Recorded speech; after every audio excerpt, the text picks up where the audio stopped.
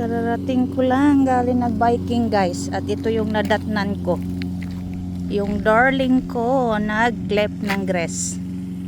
So ayan, napaka-fresh yung yard natin guys pag hindi mataas yung mga grass. So ayan, pakita ko sa inyo yung mga strawberry ko guys. Update tayo kasi may mga friends tayo na nagtatanong din. Ayan, so looking forward na magka-harvest tayo. Ito na, yung mga berries na mula na pwede na siya kainin. Ang sarap niyan guys, kalimutan ko ano yung pangalan. Shoesberry. Ay, hindi pala, iba.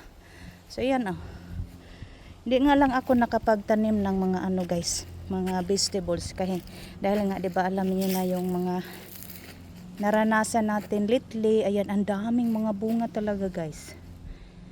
Maliliit pa siya pero thanks God. Hindi ko nga siya nalinisan sang masyado kasi nga bawal sa akin yung magbungkal-bungkal pa ng lupa kasi sa mga infection o bacteria.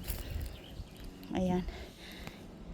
Yan, napaka dumi yung garden ko guys. Wala na talagang tanim kasi nga may pinagdaanan tayo lately. Ayan. Diba? Wild siya flowers guys pero ang ganda kaya hindi ko siya piniklip yung hobby ko doon. Ayan, ang daming mga wild flowers dito sa likod.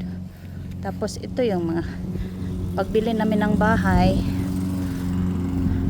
na ito, dito na ito yung mga flowers sa likod.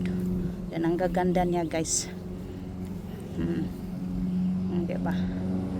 So ayan, share lang pang memories, diba?